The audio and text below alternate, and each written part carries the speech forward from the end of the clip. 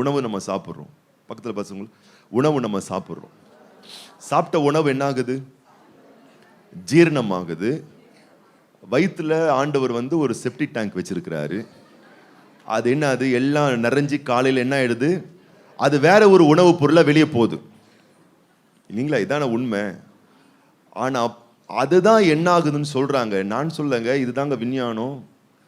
அதுதான் பலவிதமான உரமா மாறுதான். பக்கத்துல பார்த்து சொல்லுங்க, அதுதான் உரமா மாறி பல வகையான செடிகள், கொடிகள், மரங்கள், கிழங்குகள், காய்கறிகளா மாறுதான். அப்படி அந்த ப்ராசஸ்ல வரதுக்கு பல வருஷம் எடுக்குது. எடுத்து மறுபடியும் எங்க தான் அது கடை தெருவுக்கு போயிட்டு மார்க்கெட்டுக்கு போயிட்டு அந்த காய்கறியை தான் வாங்குறோம். மறுபடியும் அது எங்க தான் போகுது? வாய்க்குள்ள போகுது, வயிற்றுக்குள்ள போகுது. இது ஒரு சைக்கிள். நான் சொல்றேன், நம்ம கிட்ட இருந்து போறது எதுவுமே நம்ம கிட்ட திரும்பாம இருக்காது.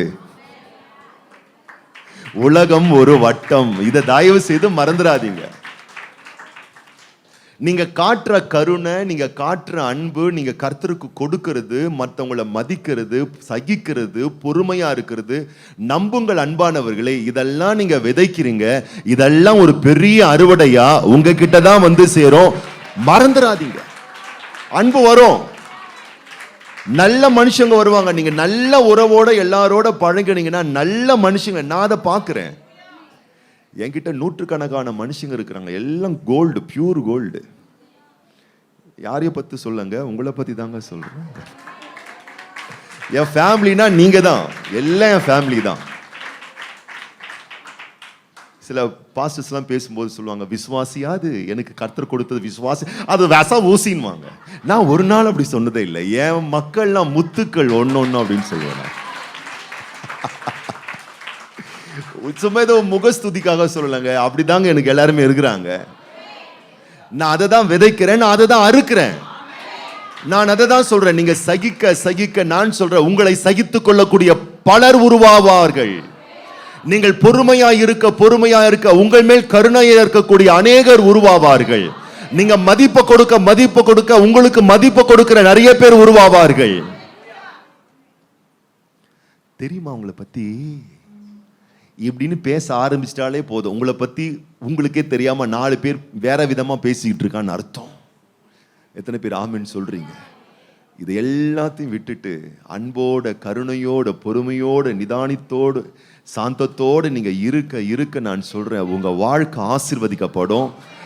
நான் சொல்றேன், உங்க உறுப்புகள் எல்லாம் ரொம்ப, அந்த ஹார்ட், அந்த கிட்னி, அந்த கணையம், இதெல்லாம் ரொம்ப சாஃப்டான ஆர்கன்ஸுங்க. பெரிய வேலையை பண்ணிக்கிட்டு இருக்கு உள்ள. கிட்னிலாம் உள்ள பெரிய வேலையை பண்ணிக்கிட்டு இருக்கு. லிவர்லாம் பெரிய வேலையை செஞ்சுக்கிட்டு இருக்கு. ஹார்ட் எல்லாம் பெரிய வேலையை செஞ்சுக்கிட்டு இருக்கு. மனுஷன் நினைக்கிறான் ஜிம்முக்கு போனா நல்லா சாப்பிட்டா உடம்ப காப்பாத்திக்கலான்னு. அவன் தான் பட்டுன்னு போயிடுறான். ஏன்னா அவன் மசில் பவரை ஏத்த தான் பாக்குறனே தவிர மனசு பவரை ஏத்த யாரும் ஆயத்தமா இல்ல. பக்கத்துல பார்த்து சொல்லு, மசில் பவரை விட மனசு பவர் ரொம்ப முக்கியம். மசில் பவர் தான் ஏத்துறான். எல்லார்ட்டையும் சண்டை, அடி, திட்டு, காயப்படுத்துறது, இவனை சங்கடப்படுத்துறது, எல்லாரையும் சங்கடப்படுத்துறது, எல்லாம் போய் சேருதுங்க. இல்ல, கர்த்தர் ஒரு அற்புதமான வாழ்க்கை கொடுத்திருக்கிறார். கஷ்டம் வருதா? ஸ்தோத்திரம்னுங்க. கஷ்டம் வருது, ஸ்தோத்திரம். பிரச்சனை வருது, ஸ்தோத்திரம். ஏன்? இதெல்லாம் உனக்கு அப்படியே ஆசீர்வாதமா மாறும். நான் சொல்றேன், இதெல்லாம் உனக்கு அப்படியே நன்மையா மாறும். யோபு சொல்லுகிறான், கர்த்தருடைய நாமத்துக்கு ஸ்தோத்திரம், கர்த்தருடைய நாமத்துக்கு ஸ்தோத்திரம். ஒரு கஷ்டம் வந்துருச்சு, கர்த்தருடைய நாமத்துக்கு ஸ்தோத்திரம்.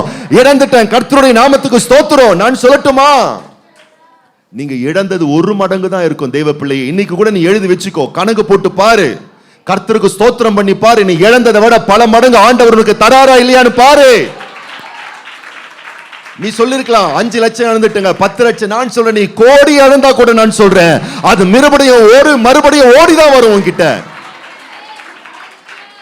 அதான் கொடுக்கும் போதே நல்லதையா கொடுத்துடணும், பெஸ்டா கொடுத்துடணும், அன்பை கொடுத்துடணும். பிரதிபலனை எதிர்பார்க்காம நீங்க கொடுத்து பாருங்க. ஏன்னா பிரதிபலனை மனுஷங்கிட்ட பார்க்காதீங்க, கர்த்தர் தரார்ன்றதை மறந்துடாதீங்க. அதான் நான் சொல்வேன் பாருங்க. சர்ச்சில் நிறைய பிள்ளைங்க ஒர்க் பண்றாங்க பாருங்க. பெருக்குறாங்க பிள்ளைங்க, சுத்தம் பண்றாங்க, ஆடியோ பார்க்குறாங்க, வீடியோ பார்க்குற எவ்வளவு பிள்ளைங்க எல்லாம் தியாகமா உழைக்குதுங்க. நான் சொல்வேன், நீங்க பிரதிபலன் பார்க்காம நீங்க காசு பணம் எதிர்பார்க்காம உழைக்கிறீங்க.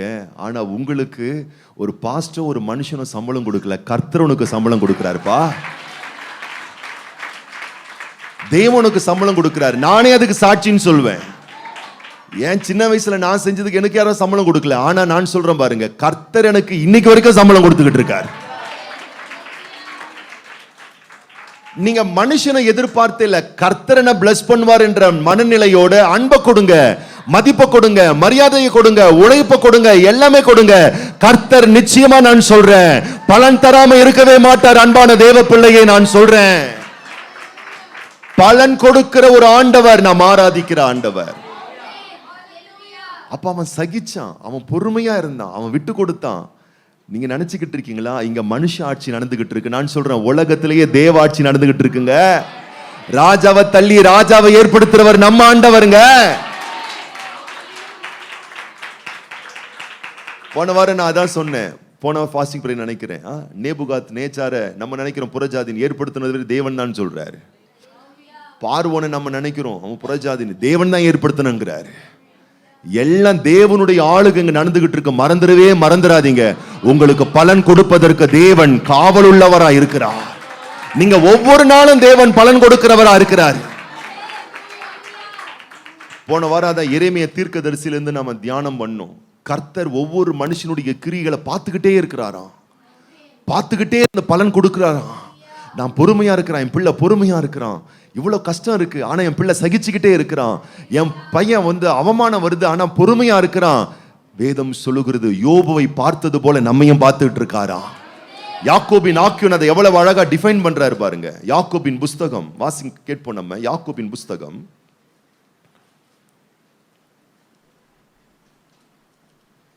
யாக்கோபின் புஸ்தகம் 5ஆம் அதிகாரம் 11ஆம் வசனத்தை வாசிங்க பார்க்கலாம். இதோ பொறுமையாய் இருக்கிறவர்களை பாக்கியவான்கள் என்கிறோமே.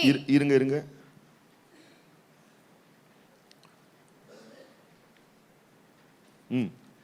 யாக்கோபு 5:7 இருந்து வாசிங்க பார்க்கலாம். இப்படி இருக்க சகோதரரே, கர்த்தர் வருமளவும் நீடிய பொறுமையாயிருங்கள்.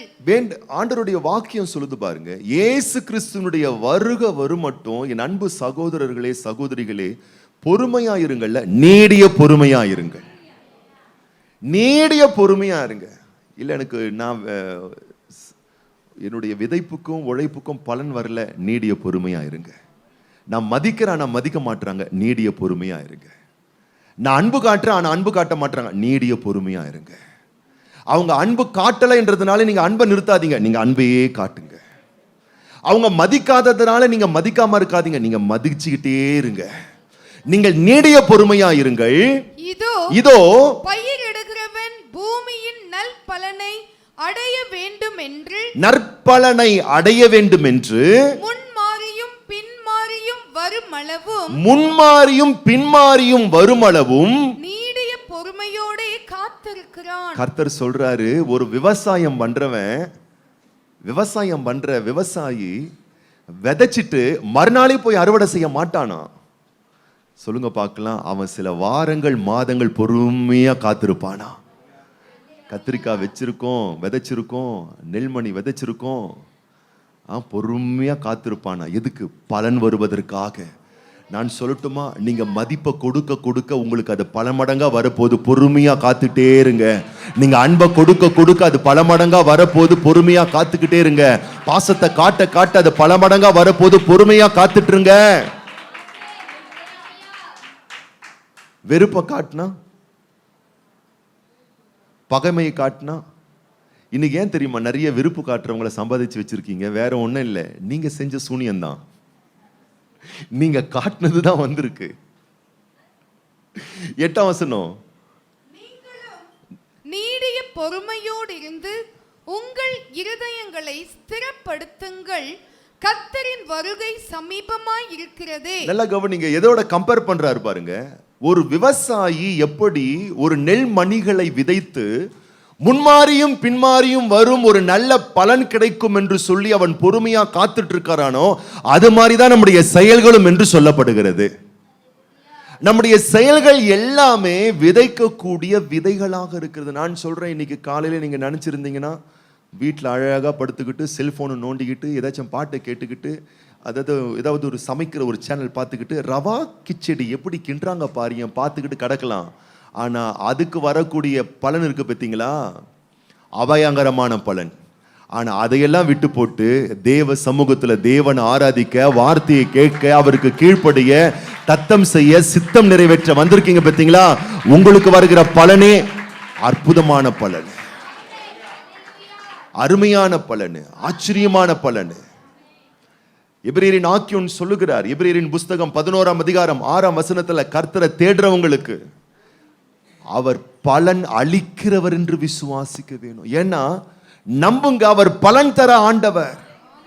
நம்முடைய செயல்களுக்கு மனுஷன் கொடுக்கிறான் இல்லையா, தெய்வன் நிச்சயமா கொடுப்பார். தேவன் பலன் கொடுக்கிறவராக இருக்கிறார். அதான் நான் எப்பவுமே சொல்வேன், நீங்க ஒரு செயலை செய்யும் போது ரொம்ப கவனமா செய்யுங்க. ஒரு பேச்சை பேசும்போது ரொம்ப கவனமா பேசிருங்க. ஒருத்தர் கிட்ட நீங்க விதைக்கக்கூடிய அந்த செயலை விதைக்கும் பொழுது அது வெறுப்பா அல்லது களிப்பா என்பதை பார்த்து செஞ்சிருங்க. ஏன்னா பலன் கொடுக்கிறவர் நிச்சயமாய் கொடுப்பார், நிச்சயமாய் செய்வார். நான் சொல்றேன், உங்களை பகைத்தவர்கள் உங்களை பகைத்து சில வாரங்கள் மாதங்கள் ஆன பிறகு நீங்க கூட மறந்திருக்கலாம். ஆனா தேவன் ஒரு நாளும் மறப்பது இல்லை, தேவன் ஒரு நாளும் மறப்பது இல்லை. நான் சொல்லுகிறேன், நீதிமானுக்கு நன்மையான பலனை கொடுக்கிற ஆண்டவர். அப்போ அடுத்த வசனம் பாருங்க. சகோதரரே, இல்ல இல்ல இல்ல யாக்கோபு 5:8 வாசிச்சிங்களா? 8 பாருங்க. 8 எப்படி சொல்றாரு? நீங்களும் நீடிய பொறுமையோடு இருந்து உங்கள் இருதயங்களை ஸ்திரப்படுத்துங்க. பக்கத்துல பார்த்து சொல்லுங்க, ஹார்ட் அட்டாக் வராம இருக்கணும்னு 3 மாத்திரை வச்சுக்கோ, 4 மாத்திரை வச்சுக்கோ. உங்களுக்கு சொல்லட்டுமா, 4 மாத்திரை வச்சுக்கூட 4 பேர் போயிட்டாங்க தெரியுமா? என்கிட்ட நியூஸ் இருக்கு. இதயத்தை காப்பாத்துறது மாத்திரை இல்லைங்க, பொறுமைங்க. உன் உயிரை காப்பாத்துறது மாத்திரை இல்லைங்க, சகிக்கிறதுங்க. பொறுமையினால் தான் உன் இதயத்தை நீ காப்பாத்திக்க முடியும். பொறுமையினால் தான் உன் லைஃபை காப்பாத்திக்க முடியும். உன்கிட்ட இருக்கிறதையே நீ காப்பாத்திக்க முடியும். உனக்கு தேவன் கொடுத்ததையே காப்பாத்திக்கணும்னா எத்தனை பேர் சொல்றீங்க? அந்த பொறுமையா இருக்கிறது ஏதோ ஒரு அமைதியா இருப்பது அல்ல. பொறுமையா இருப்பது என்பது நம்முடைய இயல்பு நிலையை மாத்தாம இருக்கிறது. உங்க இயல்பு நிலை என்ன? நல்லா துதிக்கிறது, ஜெபிக்கிறது, மகிழ்ச்சியா இருக்கிறது, ஆனந்தமா இருக்கிறது, எல்லாரையும் மதிக்கிறது, நேசிக்கிறது. அந்த இயல்பு நிலையை சோதனை வந்ததுக்கு அப்புறமாவும் மாத்தாம இருக்கிறது. எத்தனை பேர் ஆமென் சொல்றீங்க? தேவ பிள்ளைகள் ஜெபிக்கிறவர்கள், துதிக்கிறவர்கள், ஆராதிக்கிறவர்கள். ஆனா ஒரு சோதனை வந்த உடனே அதை ஸ்டாப் பண்ணல. அப்பயும் தேவனை ஆராதிக்கிறார்கள், அப்பொழுதும் தேவனை மகிமைப்படுத்துகிறார்கள், அப்பொழுதும் தேவனை துதிக்கிறார்கள். ஒரு பண கஷ்டம் வந்ததுங்க, அதனால நான் சோகமாயிட்டேங்க. ஒரு பலவீனம் வந்ததுங்க, சோகமாயிட்டேன்னா நான் சொல்றேன், பலவீனம் ஜெயிச்சிருச்சு, பண கஷ்டம் ஜெயிச்சிருச்சு. நான் சொல்றேன், நீதிமான்களை எதையும் ஜெயிக்க விடாதே, நீ தான் ஜெயிக்கணும். நீ ஜெயிக்க பிறந்த பிள்ளை, நீ வெற்றி சிறப்பதற்காகவே தேவனால் ரட்சிக்கப்பட்ட பிள்ளை. காசு என்பது, பணம் என்பது, மற்ற விஷயங்கள் என்பது பெரிய விஷயமே கிடையாது. உன் அபிஷேகம் அதை விட மேலானது. உன் மேல இருக்கக்கூடிய கிருபை அதை விட பாக்கியமானது. அப்ப நான் சொல்றேன், உங்கள் இதயத்தை காத்துக்கொள்ள வேண்டுமேயானாலும், உங்கள் உயிரை காத்துக்கொள்ள வேண்டுமேயானாலும், உங்களுக்கு இருப்பதை காத்துக்கொள்ள வேண்டுமேயானாலும், எத்தனை பேர் ஆமென் சொல்றீங்க? பொறுமை, சகித்தல். பல வகையான பாதையில் போகும் பொழுது நம்முடைய இயல்பு நிலைமையை நாம் மாற்றிக்கொள்ளாமல் இருத்தல்.